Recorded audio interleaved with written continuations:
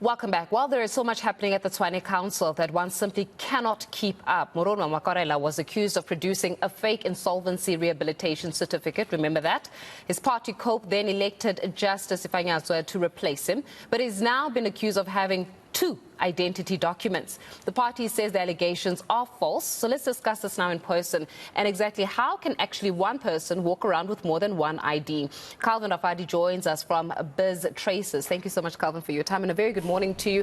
Even the idea of obtaining two IDs does not seem impossible given the context that we're dealing with in South Africa about how criminality and criminal activity just seems to be on the rise. But how are two IDs actually obtained by one individual? Morning, Faith, and morning to your viewers. Yes, it is possible. There are many citizens, even politicians, even business people that are carrying multiple IDs.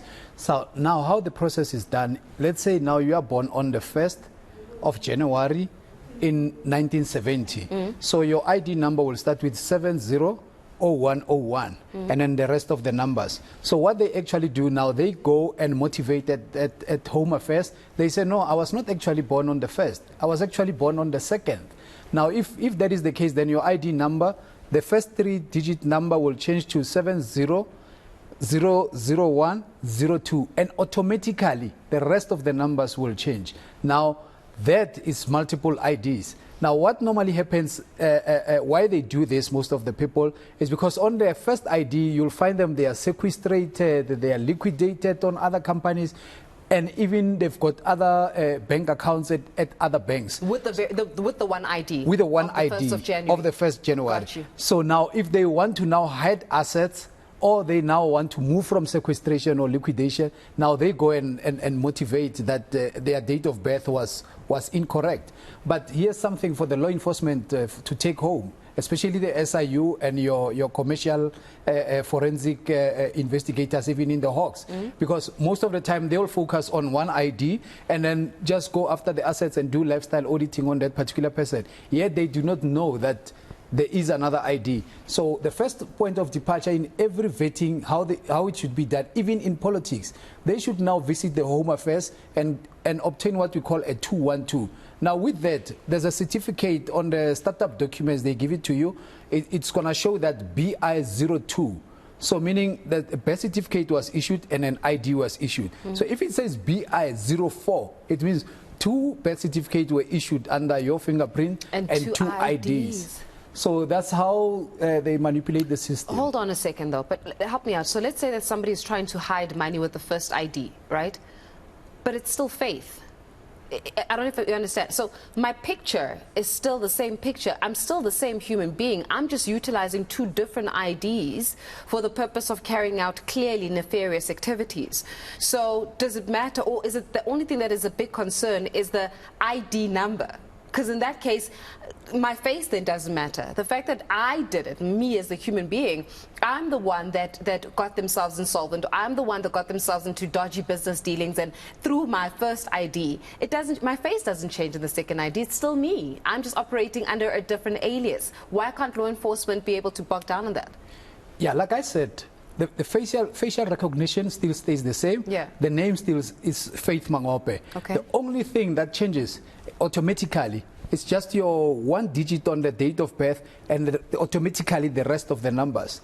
Now, the tricky part, how they manipulate the system as well, the first point of departure, they do not open a bank account in the same bank with a different ID.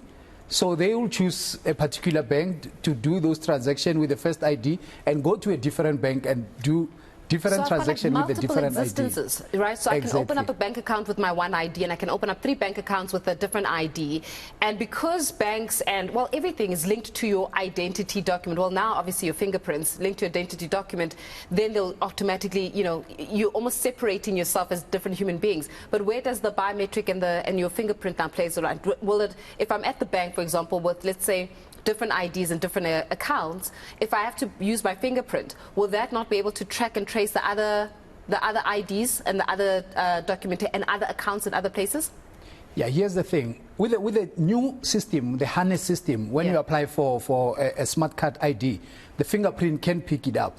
But some of the banks, they can't pick up a different ID, especially if you're not owing them, meaning you do not have a credit card with them or high purchase a vehicle or a bond. So as long as you just have a savings account. So it's easy now to come back with a different ID and different, especially in the ones before the harness system was introduced.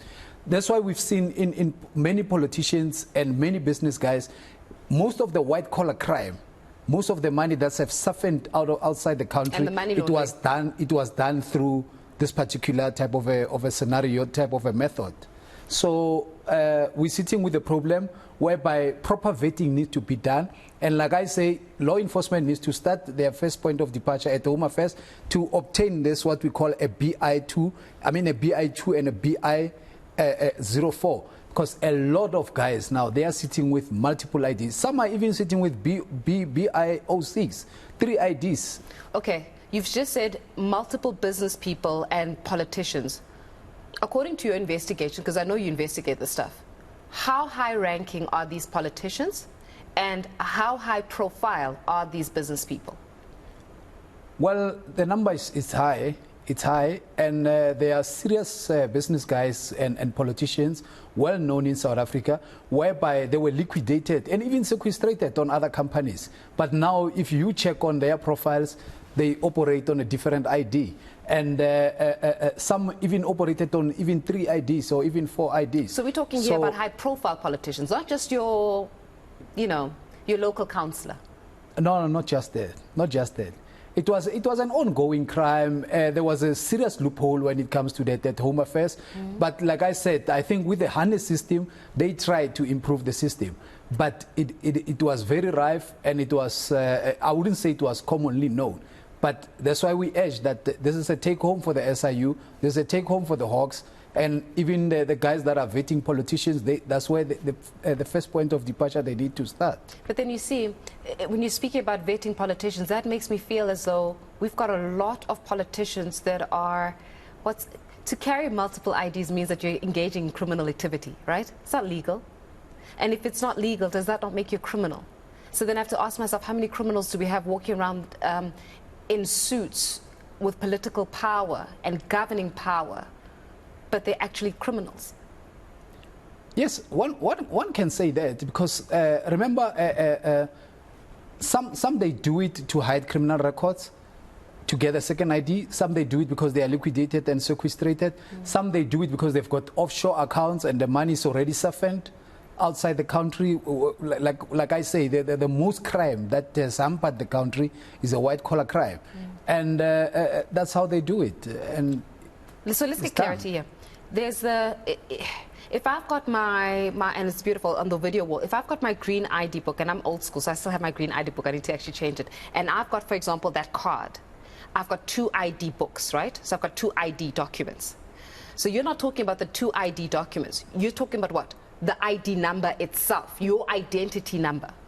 Yes, different identity number. Remember, when you've got your old ID book, it's still the same ID numbers, still the same names under your name.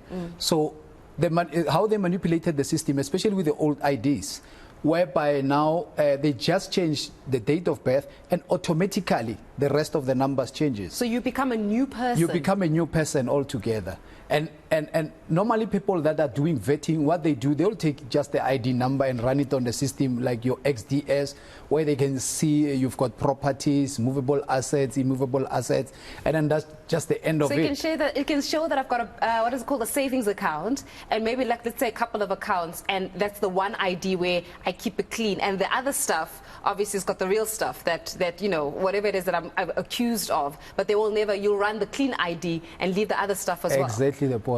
Exactly the point. Sure. Now, going into most of the elections now, the vulnerability about the old IDs, the green book IDs, because in the old days, I mean, with that, they are so vulnerable, whereby one can just peel off the photo and insert another photo of themselves, and then just put an iron and iron it, so you can use your ID but with a different face.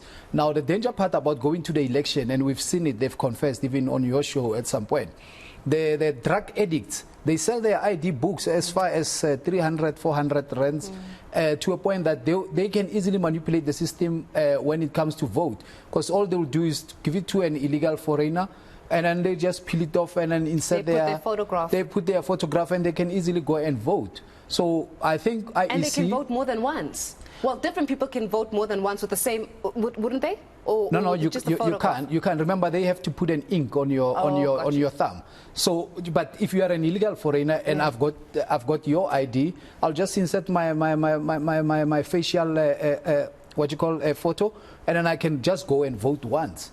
And because I got a consent from you, perhaps you are a drug addict or you sold it for 300, you wouldn't worry that I need to apply for an ID to go and vote. So the system needs to tighten their strength so that they are not manipulated even towards the election. But then that in itself speaks about gaps even within Home Affairs itself.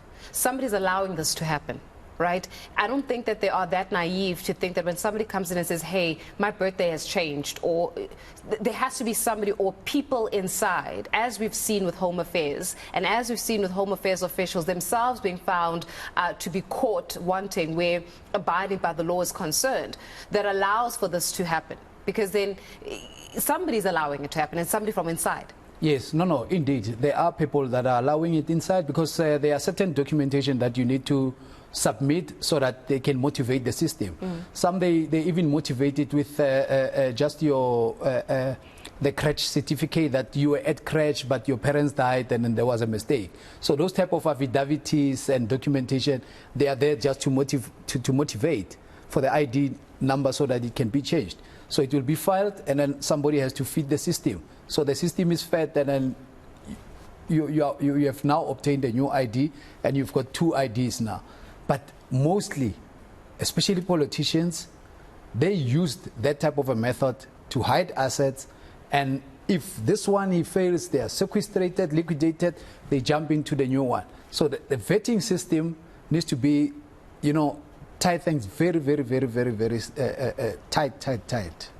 Calvin, the more we speak about some of the dealings that are happening within our country, I think the more South Africans feel absolutely discombobulated with just how much crime happens, and not just amongst the criminals, but by those who are supposed to actually uphold our law and govern us so that the criminals don't win. And that's the scary part, but we'll leave it there for this morning. Much appreciated, as always, for your time. Calvin Rafadi from BizzTracers. There you have it. You can actually have two identity numbers, not even identity documents, you can be two different people or three different people and utilize, of course, that identification for different kind of activities. Clearly, a vetting system is needed so that we can just hog down when it comes to this kind of criminal activity. But